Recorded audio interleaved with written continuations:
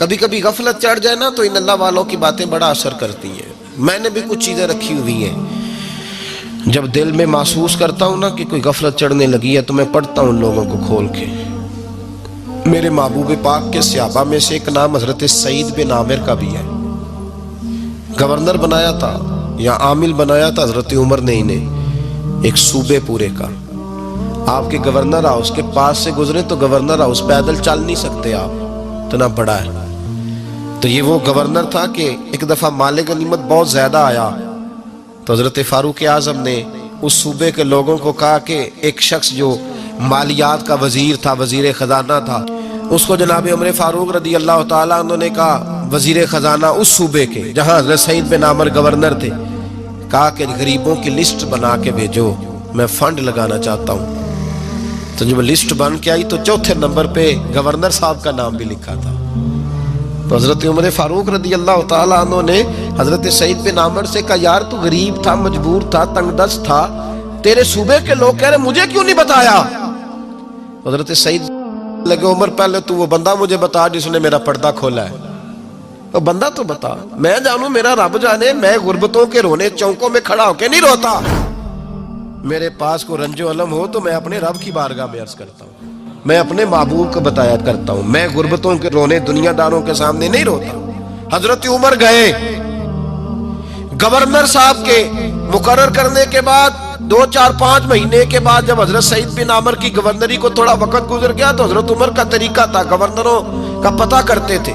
آپ کا طریقہ یہ تھا کہ جس علاقے کا گورنر ہوتا اس کی جامع مسجد میں سب لوگوں کو جمع کرتے اور پھر گورنر کو بھی بلاتے تو کہتے کوئی شکایت ہے گورنر کی تو بتاؤ.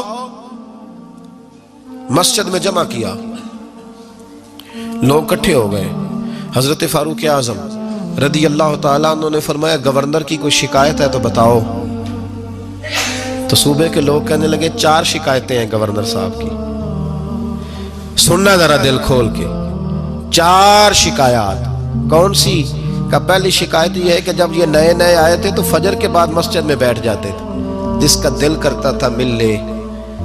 اب یہ فجر پڑھ کے گھر چلے جاتے ہیں اور اشراق چاشت کے وقت 8-9 بجے آتے ہیں. دوسری شکایت یہ ہے کہ یہ پہلے رات کو بھی ملتے تھے، اب صرف دن کو ملتے ہیں، رات کو نہیں ملتے. اور تیسری شکایت یہ ہے کہ ہفتے میں ایک دن ملتے ہی نہیں. چوتھی شکایت یہ ہے کہ کبھی کبھی روتے ہیں تو بے ہوش ہی ہو جاتے ہیں. کتنی دفعہ ملے ہو اپنے ایم این اے کو؟ بولے کتنی دفعہ ملے ہو؟ ووٹ اپنی مرضی سے دینا پر سوال کا جواب تو دو نا. کتنی خادم نہیں قوم کا؟ خادم نہیں، کتنی دفعہ ایم پی آپ کا حال پوچھنے آیا ہے جس مسجد کے دروازے پہ بیٹھا ہوتا ہے؟ یہ گونگا بہرا اور اندھی جمہوریت ہے؟ رنگ وہی بہتر ہے جو محمد عربی کے غلاموں نے ہمیں عطا فرمایا ہے صلی اللہ تعالی علیہ، اور یہی چراغ جلے گا تو روشنی ہوگی. حضرت سعید بن عامر گورنر، اور میں اکثر کہتا ہوں اسی دھرتی پر یہ وہ نور والے لوگ تھے جنہیں میرے رسول نے نور عطا فرمایا تھا. یہ ہے تربیت میرے نبی پاک کی. حضرت عمر نے گورنر کی طرف دیکھا، فرمایا بتائیں جناب آپ کی شکایت آئی ہے. پہلی شکایت یہ ہے کہ آپ پہلے فجر کے وقت ملتے تھے، اب اشراق چاشت میں ملتے. حضرت سعید بن عامر رضی اللہ تعالیٰ عنہ کہنے لگے حضور اگر آپ نہ ہوتے کوئی اور پوچھتا تو میں کبھی نہ بتاتا. حضور میری مجبوری یہ ہے کہ میری بیوی بیمار ہو گئی ہے اور معذور ہو گئی ہے ٹانگوں سے. میں غریب آدمی ہوں، نوکر نہیں رکھ سکتا. اس بھلی مانس عورت نے 30 سال میری نوکری کی ہے، اب وہ بیمار ہو گئی ہے تو کیا میں اس کو چھوڑ دوں؟ میں سویرے اٹھ کے اپنے گھر میں جھاڑو دیتا ہوں، برتن دھوتا ہوں، آٹا گوندتا ہوں، روٹی پکاتا ہوں اور اپنی باوفا بیوی کے منہ میں لقمے ڈالتا ہوں. حضور وہ پخانہ پیشاب کرتی ہے تو وہ بھی میں صاف کرتا ہوں. وہ میری ذمہ داری جو ہوئی تو ذرا دیر ہو جاتی ہے. بس پہلے سوال کا جواب آیا تو لوگ کہتے ہیں ہمارے جسم کے رونگٹے کھڑے ہو گئے. پھر کہا آپ کی دوسری شکایت یہ ہے کہ آپ ہفتے میں ایک دن ملتے نہیں. تو حضرت سعید بن عامر کہنے لگے حضور کاش یہ لوگ مجھے رسوا نہ کرتے، کاش سریعام نہ پوچھتے تو میرے اور میرے رب کا راز تھا، یہی بہتر تھا. فرمایا कह चुका हूं ना, गरीब हूं, जोड़ा एक ही है मेरे पास। ठंड का मौसम है तो हफ्ते में एक दिन कपड़े धो के खुश्क होने को डाल के बीवी के कपड़े पहन के बैठा रहता हूं, और जरा शाम हो जाती है बाहर आने में तो क्या करूं, नहीं आ पाता। का तेरी तीसरी शिकायत यह है कि तू रात को नहीं मिलता, सिर्फ दिन को मिलता है। तो हजरत उमर कहते हैं अपनी सफेद दाढ़ी जनाब सईद बिन आमर ने जोर से पकड़ ली। कहने लगे उमर यार इधर देखना, है कोई बाल काला, सफेद नहीं हो गए सारे, इसका मतलब है फल पक गया, पता नहीं मालिक कब बुला ले।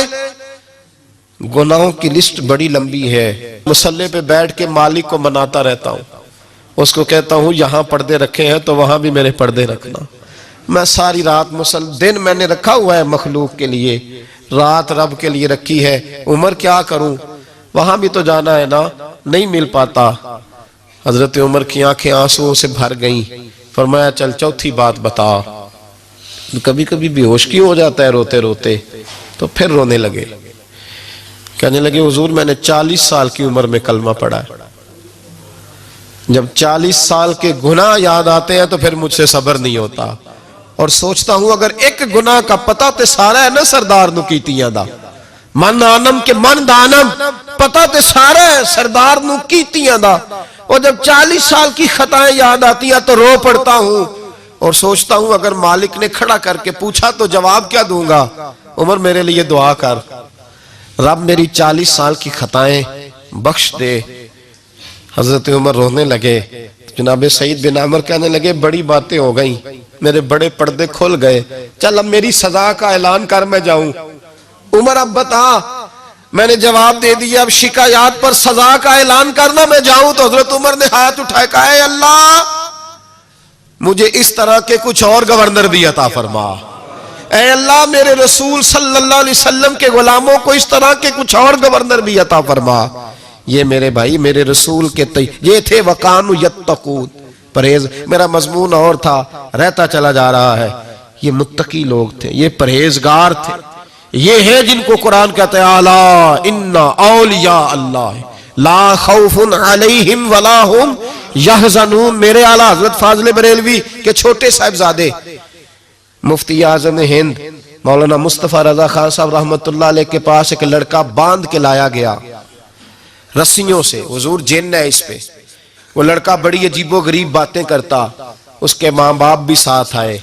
बाप पर्दा, माँ की शान में उसने कोई बेदबी कर दी तो मुफ्ती आजम खड़े थे, तब हुजूर दम कर दे, जिन्न है इस पे।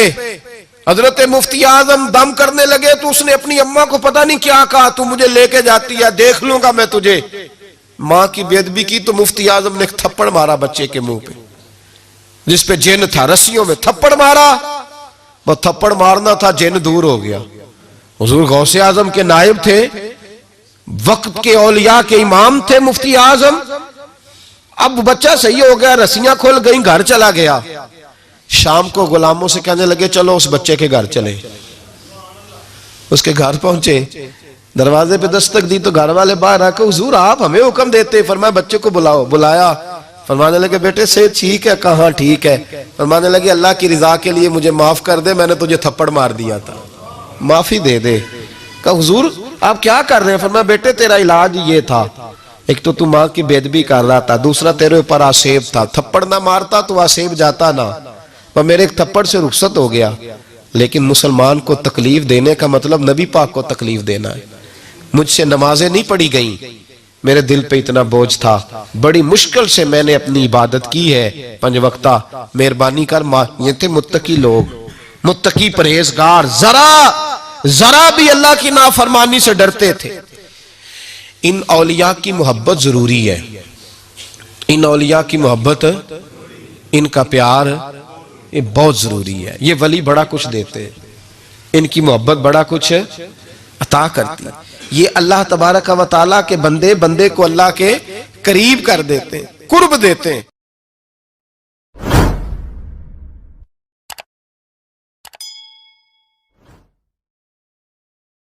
और अगर आपने अभी तक हमारा चैनल सब्सक्राइब नहीं किया तो फौरन सब्सक्राइब कीजिए, साथ ही बेल आइकॉन पर क्लिक करें ताकि मजीद आने वाली वीडियो है वो आपको वक्त पर मिलती रहे।